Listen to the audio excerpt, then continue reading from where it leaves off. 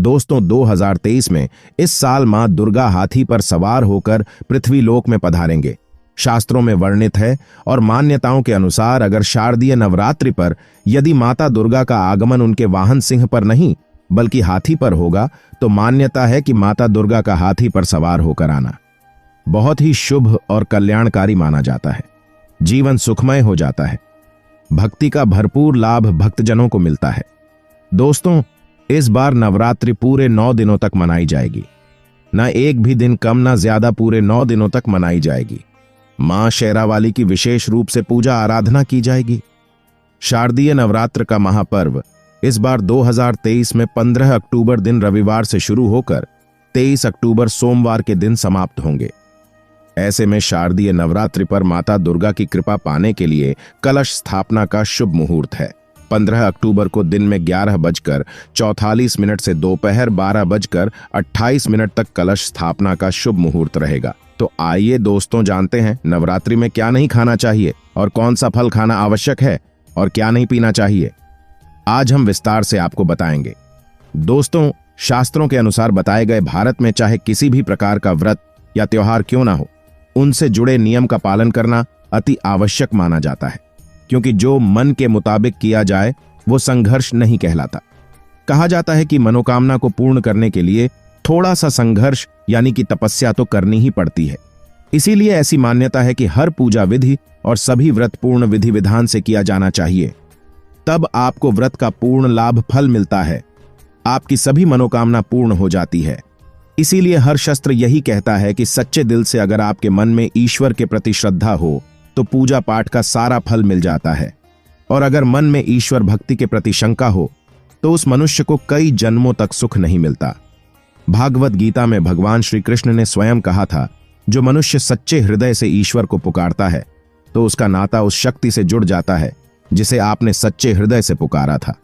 इसीलिए भगवान भी कहते हैं कि सच्चे हृदय से ही ईश्वर को पुकारें तो वह आपकी हर मनोकामना पूर्ण करते हैं।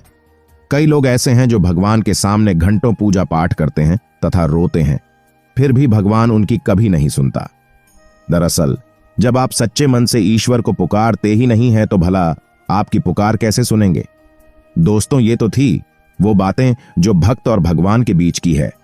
अब हम जानते हैं नवरात्रों के दौरान क्या नहीं खाना चाहिए और क्या नहीं पीना चाहिए, और कौन सा फल खाने से व्रत संपूर्ण और सफल हो जाता है। नवरात्रि के दिन से जरूर खाना चाहिए। फल शास्त्रों में बताया जाता है कि भगवान के भोग में सेब आदि जरूर अर्पित किया जाता है। अगर आपका व्रत है तो आपको उसे जरूर खाना चाहिए। केला, पपीता, तरबूज और मीठे अंगूर जरूर खाना चाहिए। इन फलों से व्रतधारी को शक्ति मिलती है और व्रत संपूर्ण हो जाता है। शास्त्रों में बताया जाता है कि नवरात्रों के दिनों में सीताफल जरूर खाना चाहिए।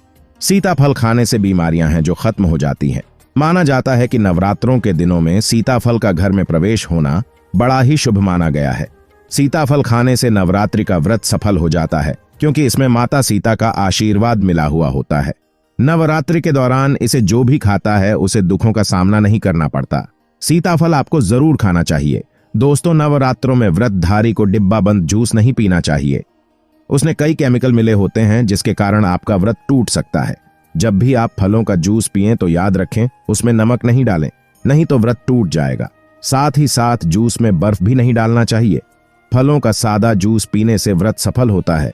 दोस्तों, नवरात्रि के दौरान सिंघाड़े का आटा या कुत्तू का आटा खाने से पहले यह देख ले कि आटा पुराना नहीं होना चाहिए, क्योंकि पुराने आटे में कीड़े वगैरह पड़ जाते हैं जिसके कारण आपका व्रत टूट सकता है, क्योंकि ये छोटे छोटे कीड़े हमें दिखाई नहीं देते और आपके मुंह तक पहुंच जाते हैं।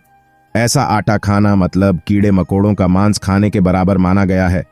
दोस्तों, नवरात्रि के दौरान आप शाम के समय खाने में दही ले सकते हैं, आलू वगैरह खा सकते हैं, साबूदाने की टिकिया बनाकर खा सकती हैं, साबूदाने के और आलू के पापड़ भी खा सकते हैं। कई सब्जियां तो ऐसी हैं जो नवरात्रि के दौरान भोजन में शामिल कर सकते हैं। इससे आपको एनर्जी मिले और व्रत सफल हो जाएगा। नवरात्रि के दौरान आप दूध पी सकते हैं जो आपको ताकत देगा। चाय वगैरह भी पी सकते हैं, लेकिन याद रहे उसमें नमक न डालें। एक बात का ध्यान रहे, व्रतधारी को पेट भर खाना यानी गले तक भोजन नहीं करना चाहिए, नहीं तो व्रत रखने का कोई भी फायदा नहीं होगा। थोड़ा थोड़ा खा सकती है। दोस्तों, नवरात्रि के 9 दिन शक्ति मां दुर्गा को समर्पित होते हैं। आंतरिक के 9 दिन माता रानी के 9 अलग अलग स्वरूपों का पूजन किया जाता है। नवरात्रि के 9 दिनों में माता रानी को अलग अलग स्वरूप के हिसाब से कुछ अलग अलग भोग अर्पित किए जाते हैं। लेकिन क्या आप जानते हैं कुछ ऐसी वस्तु है जिन्हें नवरात्र के दौरान भूलकर भी माता रानी को अर्पित नहीं करना चाहिए? अगर इन वस्तुओं को आप गलती से भी माता रानी को अर्पित कर देते हैं तो आपको व्रत और पूजन का पूर्ण लाभ नहीं होगा। इसीलिए माता रानी की कृपा प्राप्त करने के लिए आपको यह जानना अति आवश्यक है कि वो कौन सी ऐसी वस्तु है जो माता रानी के पूजन में भूलकर भी नहीं करना चाहिए। तो आइए मां का जयकारा लगाते हुए वीडियो को शुरू करते हैं। दोस्तों, नंबर 1, नवरात्रि के दौरान शादीशुदा महिलाओं को सफेद कपड़े पहनकर पूजा पाठ नहीं करना चाहिए। साथ ही साथ काले कपड़े भी नहीं पहनना चाहिए। इससे पूजा, व्रत आदि खंडित हो जाती है। माता की चौकी जब आप लगाए तो उसके नीचे कागज नहीं लगाना चाहिए। माता की चौकी हमेशा लाल कपड़ा बिछाकर ही बनाना चाहिए। हमेशा याद रहे, नवरात्रों के इन 9 दिनों तक व्रतधारी को अपना आसन मां की चौकी के आगे ही लगाना चाहिए और वहीं पर आपको सोना चाहिए। मंदिर को नवरात्रों के दौरान अकेला नहीं छोड़ा जाता। बहुत ही अशुभ माना जाता है। इससे दुर्गा माता नाराज हो जाती और हमेशा के लिए चली जाती है। दोस्तों, नंबर 2, नारियल हिंदू धर्म में नारियल को समर्थित धन, श्रद्धा और सम्मान का सूचक माना जाता है।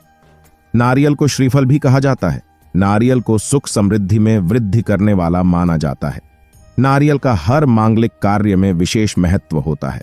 जैसे कि आप सभी जानते हैं कि माता रानी के कई मंदिरों में नारियल से बलि भी दी जाती है और माता रानी के पूजन में नारियल का इस्तेमाल हम सभी करते हैं। खासकर कलश की स्थापना नारियल से ही की जाती है। माता रानी के पूजन में हम नारियल इस्तेमाल करते समय कुछ गलतियां कर बैठती है। दोस्तों, नारियल कई प्रकार के होते हैं। एक हरा, दूसरा सूखा जिसके अंदर पानी होता है, जिनसे नारियल के अंदर पानी होता है। माता रानी के पूजन में सदैव पानी वाला और जटा वाला नारियल ही इस्तेमाल करें। नारियल पूर्ण होना चाहिए। नारियल छटका हुआ या टूटा हुआ नहीं होना चाहिए, क्योंकि साबुत नारियल ही पूर्ण और पवित्रता का प्रतीक होता है। साबुत नारियल ही सुख समृद्धि का प्रतीक होता है। साबुत नारियल को ही श्रीफल यानी कि मां बाल लक्ष्मी का फल कहा जाता है। नवरात्रि में माता रानी के कलश की स्थापना करते समय जटा वाला यानी पानी वाला नारियल ही कलश पर स्थापित करना चाहिए। साथ ही यह ध्यान रखना चाहिए कि नारियल को सदैव कलश के ऊपर लिटाकर रखना चाहिए। घट स्थापना करते समय कभी भी नारियल को खड़ा करके नहीं रखा जाता। नारियल को सदैव लिटाकर कलश पर रखा जाता है। साथ ही नारियल को स्थापित करने से पहले आप नारियल को लाल कपड़े में लपेटकर उस पर तिलक करके और फिर लाल चुनरी उड़ाकर आप नारियल को कलश के ऊपर स्थापित करें। शास्त्रों के अनुसार कलश के ऊपर जब सही तरीके से नारियल रखा जाता है और सही प्रकार का नारियल रखा जाता है, तभी ही पूजन का पूर्ण फल प्राप्त होता है। यह भी ध्यान रहे कि महिलाएं माता रानी को नारियल अर्पित कर सकती हैं, लेकिन कभी भी माता रानी के सामने नारियल को भूलकर भी न तोड़ें, क्योंकि नारियल बीज रूप होता है और स्त्रियां बीज रूप से ही शिशु को जन्म देती हैं। इसीलिए कभी भी महिलाओं को नारियल नहीं तोड़ना चाहिए। दोस्तों, नंबर 3, लौंग हम सभी माता रानी के पूजन में इस्तेमाल करते हैं, लेकिन लौंग का इस्तेमाल करते समय एक बहुत बड़ी गलती कर बैठते हैं। हमेशा ध्यान रखना चाहिए कि माता रानी को सदैव फूल वाली लौंग ही अर्पित करना चाहिए। जिन लौंग के ऊपर फूल नहीं होता या फिर जीस, लौंग के पीछे लकड़ी की डंडी नहीं होती, उसको आप माता रानी के पूजन में भूल कर भी इस्तेमाल ना करें। फूल वाले लौंग को ही पूर्ण माना जाता है और माता रानी के पूजन में कोई भी अपूर्ण वस्तु, कोई भी खराब वस्तु या टूटे हुए अक्षत इस्तेमाल नहीं करना चाहिए। इसीलिए सदैव पूजन में फूल वाली लौंग का ही इस्तेमाल करें। दोस्तों, नंबर 4, तुलसी के पत्ते अर्पित नहीं करना चाहिए। मां दुर्गा की पूजा में तुलसी पत्र का इस्तेमाल करना वर्जित माना जाता है।